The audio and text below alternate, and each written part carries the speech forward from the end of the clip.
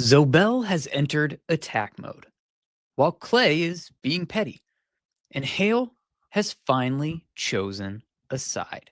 Hi, and welcome to Belated Binge, the podcast that doesn't take itself or the show too seriously. My name's Zach. I'm your host, here to let you relive your favorite series that I nearly missed out on, like Sons of Anarchy, which I didn't watch for the first time until like 4 years or so after the series finale. Today, we are on season 2, episode 5, called Smite. The Belated Binge Podcast. Before we dig into the episode, there will be spoilers, probably some language. There will definitely be adult situations. Use earbuds as necessary. Shout out to the Bonus Binge Squad on Patreon, patreon.com/belatedbinge. If you forgot, in our last episode, Gemma was the victim of a new intimidation tactic by Zobelle, but couldn't bring herself to kill Weston while he was on the phone with his kid. The club made their first gun run under the new agreement with the IRA, and nothing at all went according to plan. Jackson Clay nearly came to blows. Tig was run off the road by Bobby and was nearly escorted to Oregon by bounty hunters. Today, we continue our binge, like I said, into season 2, episode 5, called Smite, which I will start by trying to spin somehow into a love story. And this one, quick peek behind the curtain, I didn't write anything down. So we're just winging it. If, of course, you find yourself riding on a rim and you take your car to the local repair shop, the only thing that you can hope for is a knight in shining armor to save the day. Actually, just to save your wheel, because you've actually kind of got this thing figured out. You're a single mom. You just need to get your kid to school, and you need a tire that actually works. But luckily, the knight in shining armor who shows up is wearing leather and a little beanie hat thing and has a beard, and you think he's cute. And who knows? Who knows where this love story might lead? For Lila, the answer is right into Opie's arms. Yeah, that was terrible. I should write things down next time. Before we do anything else, I'm going to apologize for what just happened. Now, let's jump into the episode, which opens with that little meet cute that I just butchered the description of because it was the only thing lovey-dovey that I could think of about this particular episode. For now, it's pretty much nothing, but it does plant several seeds. First is the obvious attraction between the two characters, and her giving Opie her number is kind of an obvious sign that she's single and interested. Lila being a single mom with a son the same age as Opie's kid is like a connection that this thing can blossom from, which is something I should have used for that rom-com intro thing that I did off the fly. The paraphernalia, though, that he spots in the floor of the passenger seat, that's going to come up later when he needs to hook up with a drug dealer. From there, we basically have 3 main plot points that we're going to follow throughout the episode. The first one is the Clay versus Zobelle, and by extension, the club versus the Aryans. Then we have the Gemma still dealing with her attack. And then we have the Hale choosing a side. Through those 3 storylines, we get a lot of overlaps and Easter eggs and foreshadowing and allegiances, and might I say, even a little bit of bonding. Let's start with the Gemma storyline. Kind of like last episode, her role is really heavy, but her scenes are fairly short. And while they're pivotal, there's not a whole lot of, there's not a ton of screen time to really go through. So I guess we start with the day, or the way that she starts her day. Good place as any to start. I think I'm just delaying because it's awkward because we start off with an update on her vagina, which is apparently very stiff, which is a description I've never once associated with a vagina in my life. And it's also apparently very dry. That one I've heard of. She then gets a little I know you know kind of chat with Jax about JT's old book. Remember the book? The book that we learned about in season 1 and was kind of a big deal and we sort of thought disappeared there for a second? Well, it's back in the picture. And it has a cool little connection because later in the episode, both Gemma and Tara, the women of Jax's life, are both reading JT's book. The big thing for Gemma, though, is that when Tara goes with her to the store to get some vagina cream, she spots the blonde chick that lured her out of her car the night that she was attacked. And Gemma chases her. Doesn't catch up before the blonde's ride shows up, almost as if that ride was planned, which, of course, it was. The blonde was actually planting a broken down minivan in the parking lot and had Weston come picking her up. And when Tara catches up to Gemma, she reaches out and puts her hand on her shoulder, and Gemma throws just a wicked bow and breaks Tara's nose. This event lands them both at the hospital with Tara getting patched up, she's already patched up, but she starts to open up to Gemma a little bit about how she needs to talk to somebody, and she tells her at least part of the Agent Cone story, and then sends her to the shrink under the threat of assault charges if she doesn't go. She's doing this kind of tongue-in-cheek, but it is, for Gemma's own good. She's like, look, you've got to talk to somebody before you kill somebody. Like, you just broke my nose. Gemma, however, does not follow through with the session. What she does is read some of JT's book. And then she goes to visit Clay at the clubhouse and starts to actually show him some physical affection again. And this honestly feels a little bit out of place. It's just kind of feels like an excuse to get her to the big bang at the end of the episode, but we're not there yet. We'll get to that. But that's kind of the gist of Gemma's storyline. Like I said, there's not a ton of screen time necessarily, but there is a lot of weight that it carries over on the overarching story, which makes a lot of sense because season 2 is Gemma's season. I mean, in a lot of ways, this is Gemma's series, but I guess that's what happens when you're married to the showrunner. Let's talk about this Hale storyline. He's a popular guy in this episode. He's got lots of visitors, and it starts with Zobelle and Weston. And they're there to provide evidence that Sam Crow blew up a residence in Charming. They have a DVD with a video of Opie blowing up the meth lab that Zobelle had Darby set up. And when Hale kind of pushes back on this, they give him a second DVD, which shows himself receiving an envelope from Darby on camera at the same house earlier in the day. And we remember back to that episode. It was initiated by Darby, and the envelope contained a coupon for the grand opening of Zobelle's cigar shop or whatever. But that doesn't matter. This was all done intentionally for this moment right now.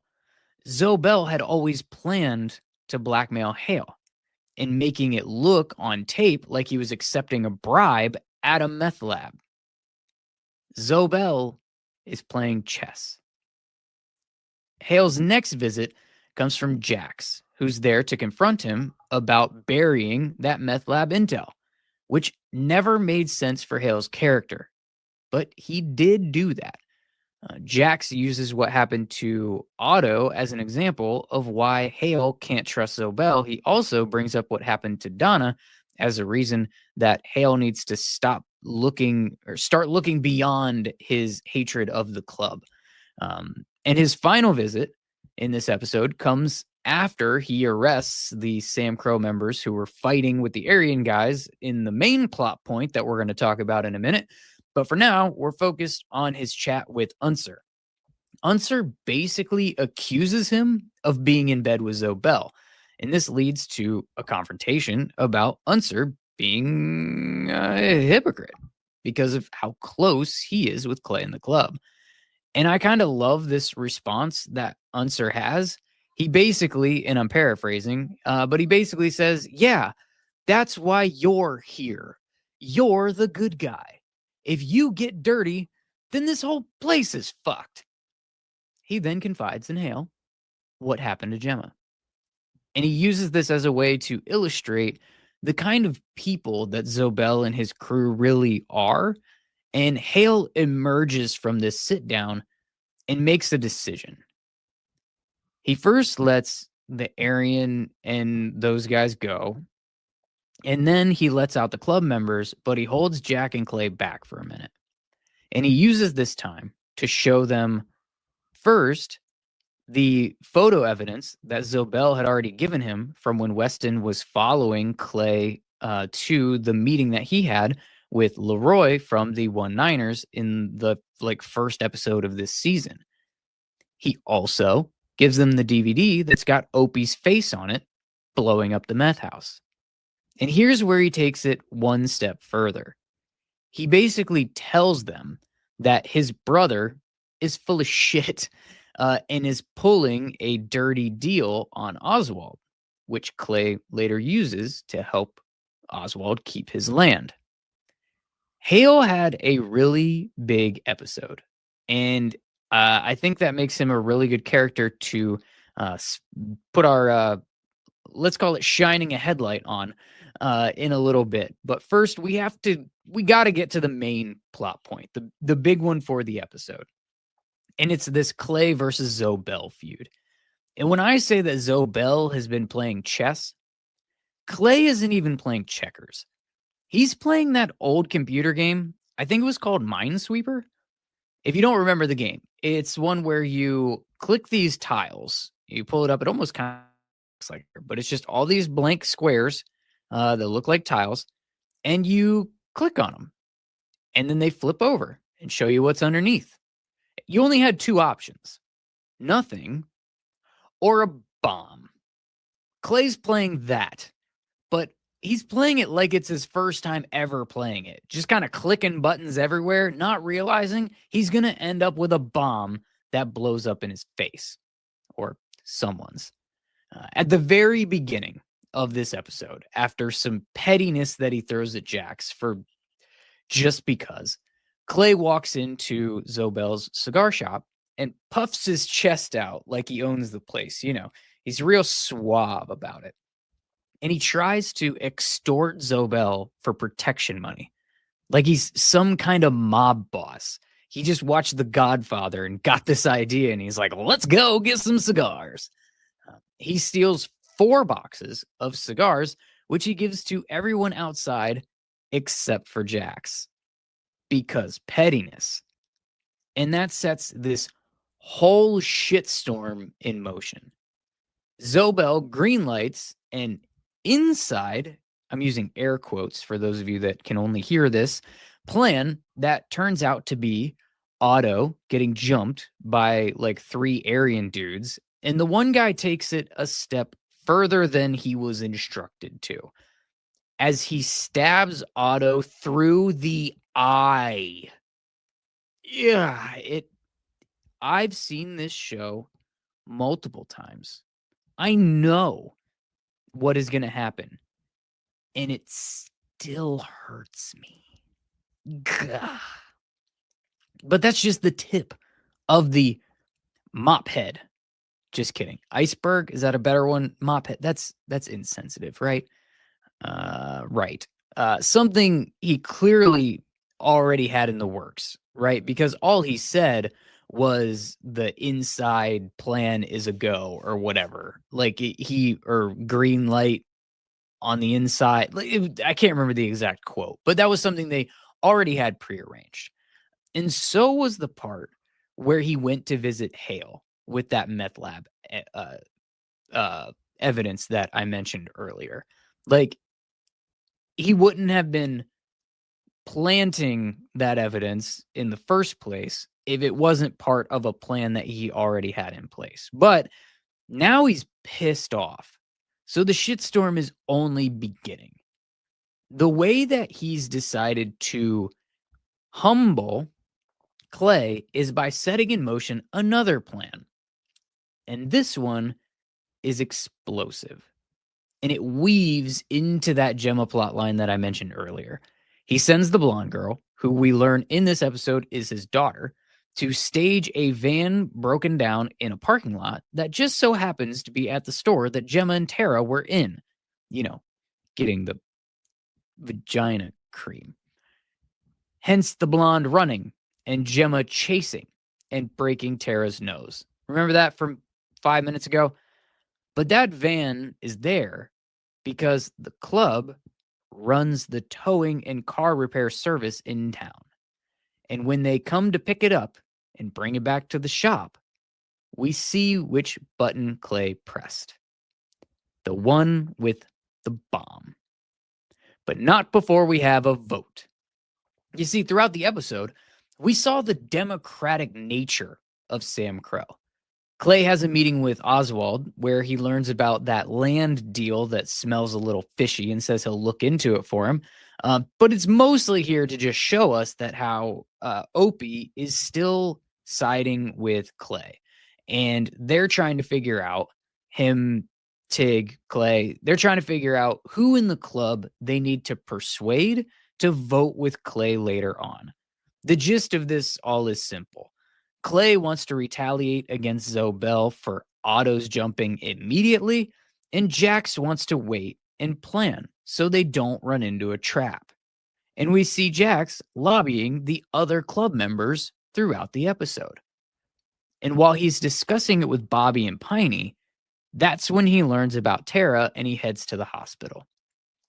And that's where we get to see Tara interact with her boss, who is accusing Jax of putting his hands on her because of her broken nose, and Jax giving Gemma a ride home as she's skipping out on the shrink appointment that she was supposed to go to, right? That's how these things are interwoven.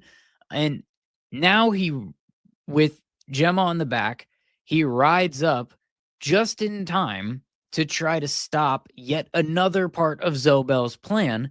In this case, it's the Opie faction of the club that's about to throw down in the middle of Main Street with the Aryan crew. And Jax tries to intervene with this and keep the peace and says a street brawl is not, the answer that they need and isn't going to lead to anything good.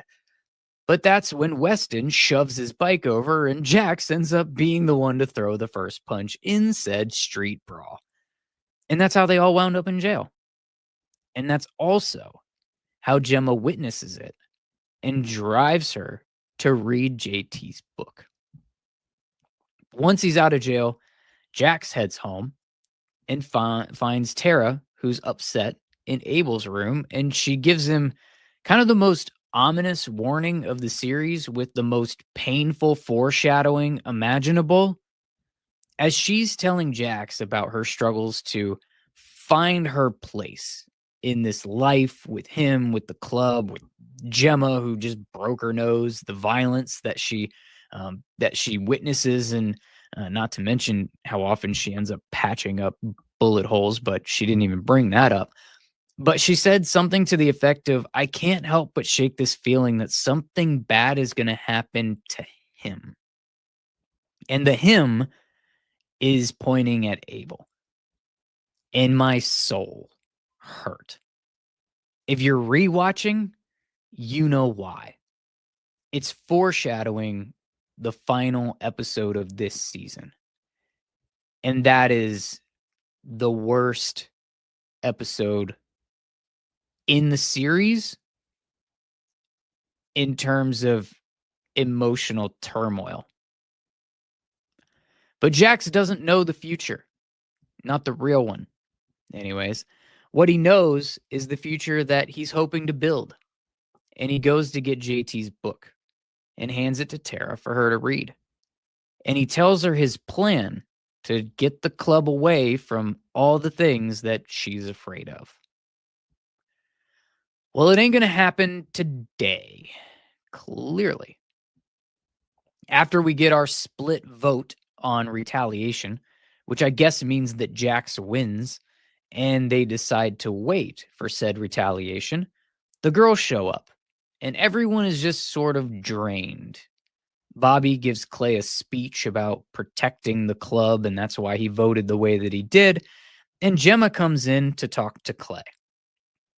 And this is where Clay, I had forgotten about this from like every rewatch I've ever done. This was gross.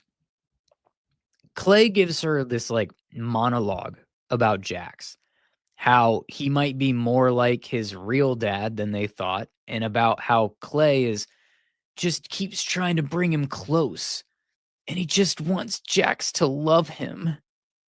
And it's all horse shit. At the end of just one episode ago, he told him to his face he would kill him. He's been a petty little bitch with him the whole episode. And now he's going to lie to Gemma's face and play victim about your son just doesn't love me? Give me a break. But all of this is just an excuse to get everyone at the clubhouse so that the final domino can fall and blow up in Clay's face. Well, Chibs' face. Because he's the one that goes to get the van. The one that just got towed into the lot.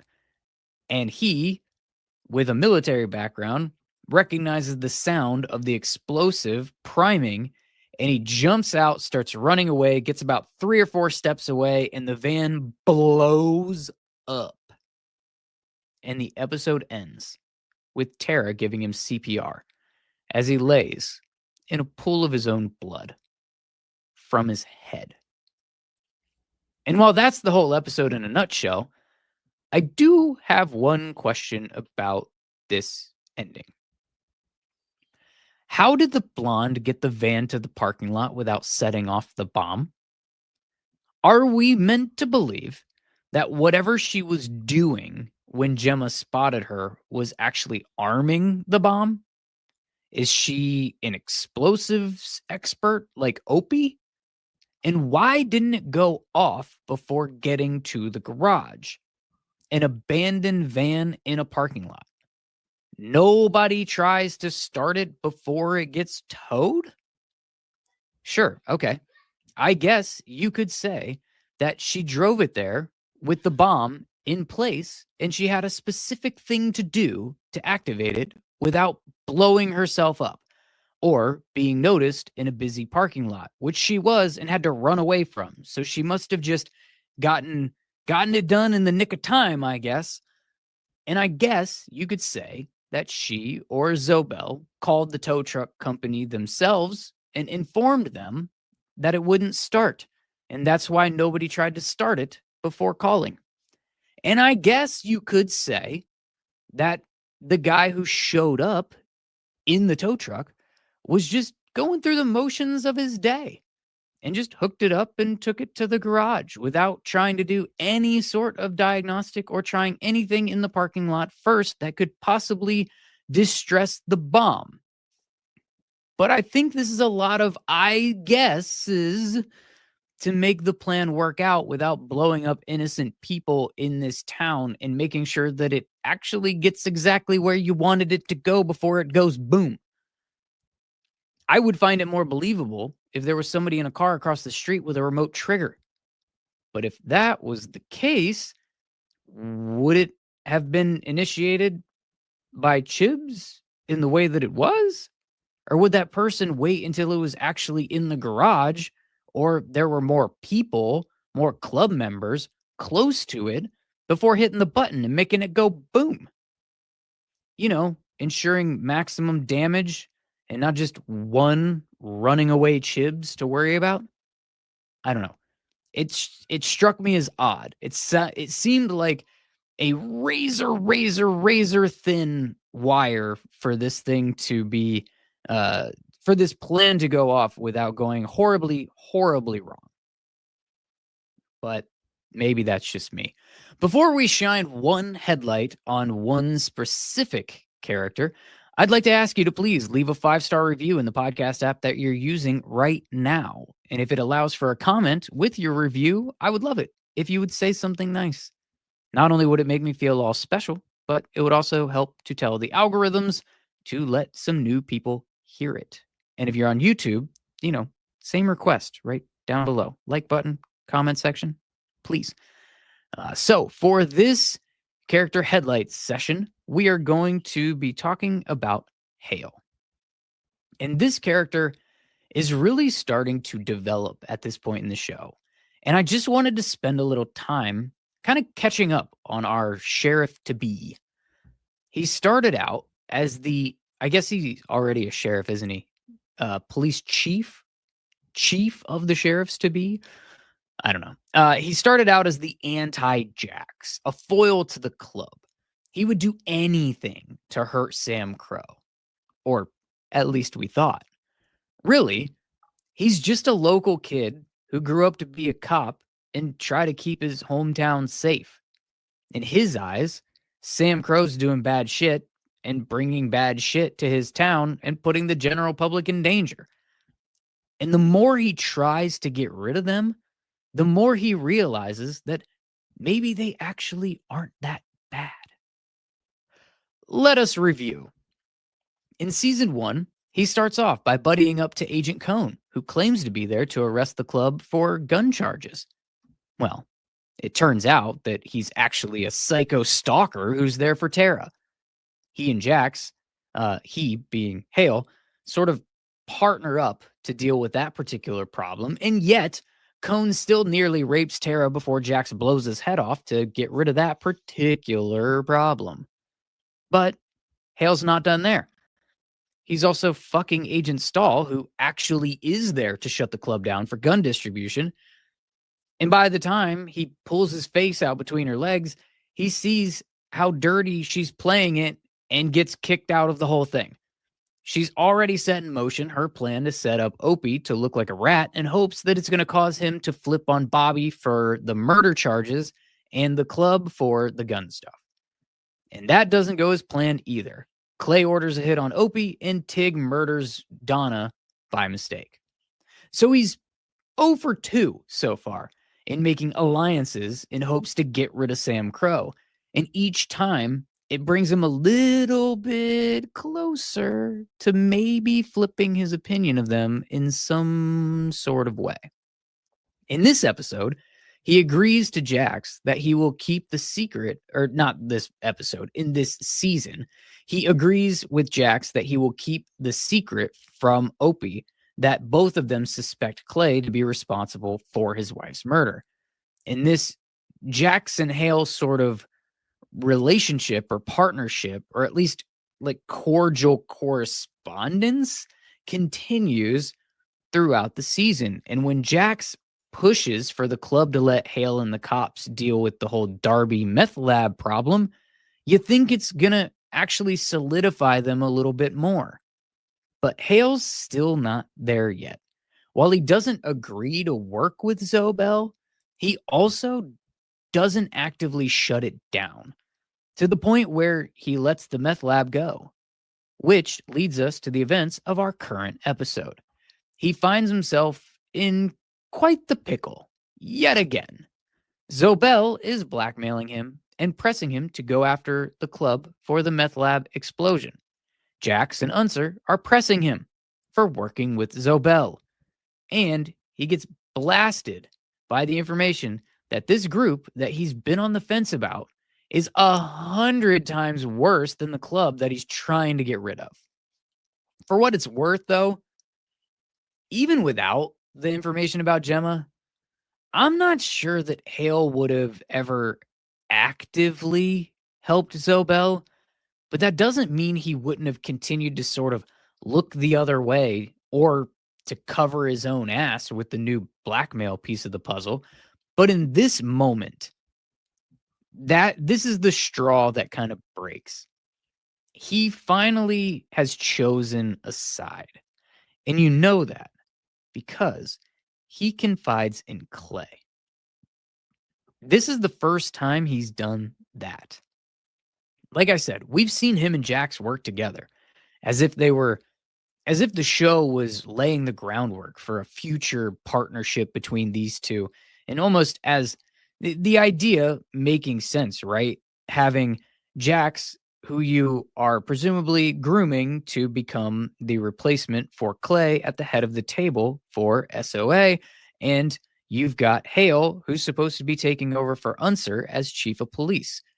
These two strike up a friendship or a bond or an established agreement as they elevate, and eventually we reach Clay and Unser working together. But this is different than that. He despises Clay, and he puts that shit aside and shows his hand. It's almost like he's clearing the ledger. He's showing them part of Zobelle's plan, basically what he knows about it. The only thing he really leaves out is his own blackmail. And then, as an olive branch, he adds in the bonus of the dirty land deal that goes against his own brother. Almost as if to reinforce that he's not choosing sides, even family. But in doing so, he is, because he's certainly not doing anything active to help the others. Now, would he have taken this step if it wasn't for Gemma? That's where I don't think so. I think he probably still would have worked with Jax on and off, even if it wasn't for the Gemma piece of this. But Gemma is Jax's mom and Clay's wife. It's not lost on me or anyone that those are the two guys that he talks to and decides to help in this moment, like immediately in the aftermath of Unser sharing that bit of information. He talks to them both together. And it's setting the stage for the rest of the season where we see he and Jax continue to develop their chemistry. But right now, by including Clay and really talking to Clay, that's where it seems like he's picked his side, at least in this particular battle.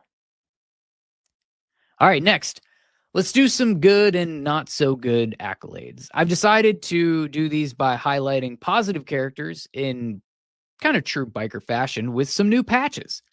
We had those in the last episode.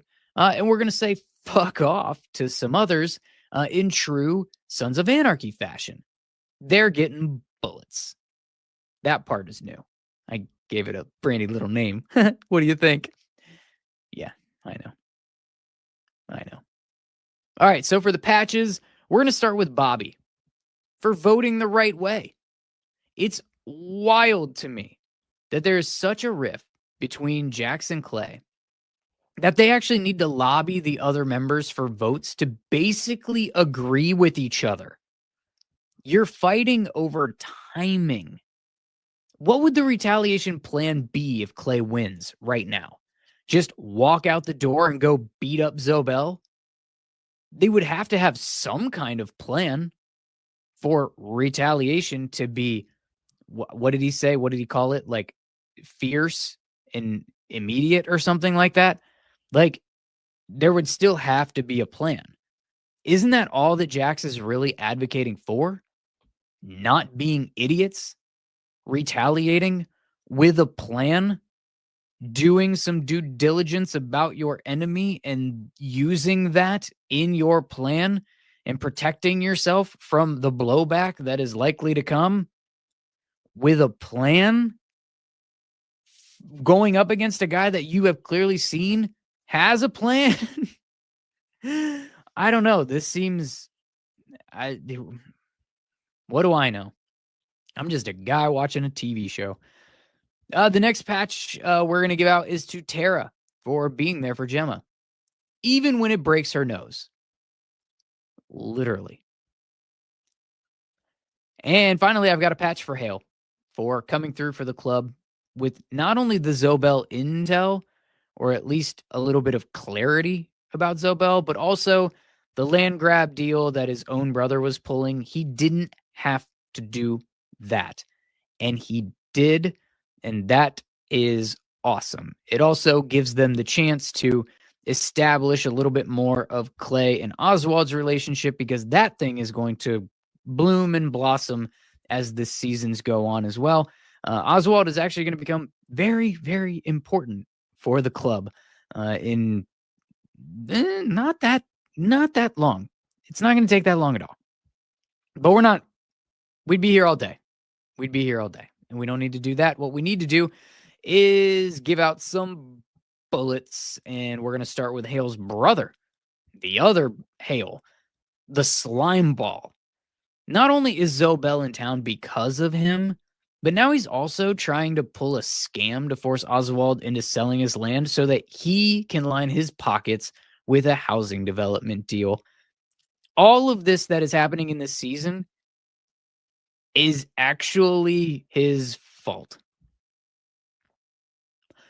The next bullet that we're going to fire is the Aryan that stabbed Otto in the eye. He didn't have to do that. That was very personal. And it sucked. Always sucks to watch that one. The final bullet that we are going to fire off is actually for Clay, for being an idiot and instigating this whole thing. While Hale's brother is technically to blame for all of it, Clay is pretty much to blame for everything since. He's just puffing out his chest to Zobelle with no idea who he's dealing with and what repercussions could be. You've got Otto's eye, the fight in the street, which he was happy about, Chibs getting blown up, all brought on by Clay's hubris. And hell, you could even argue that what happened to Gemma was avoidable, but it's kind of hard to put the blame fully on Clay for that one because they did it immediately after the first meeting. And obviously, Clay didn't even know who these guys were, but perhaps if Clay conducts himself slightly differently in that meeting, step one in their plan might not have been going after his wife. Who knows? We will never know because Clay only knows one speed, and that is straightforward, full steam ahead, and violent. And that's not been helpful. Before we go, let's rewrite Sons of Anarchy one small change to each episode at a time. For this episode, what if Bobby had voted with Clay? Would they have gone right out and after Zobelle then and there? Would someone other than Chibs perhaps have gotten into the van? What other trap might have been laid out for them already? Comment on YouTube below. Let me know on social media at Belated Binge, or there is an exclusive Facebook group for listeners of the podcast. You can tell me your thoughts in there. The best responses might even find their way into a future episode of this podcast. If you enjoyed this episode, re-binging Sons of Anarchy, give me a follow or a subscribe on whatever app that you're using right now. Thank you so much for being here. And remember, life is short, so buy the motorcycle. But when you do, wear a helmet. Dress for the slide, not the ride, and make sure that you're taking Belated Binge along for that ride.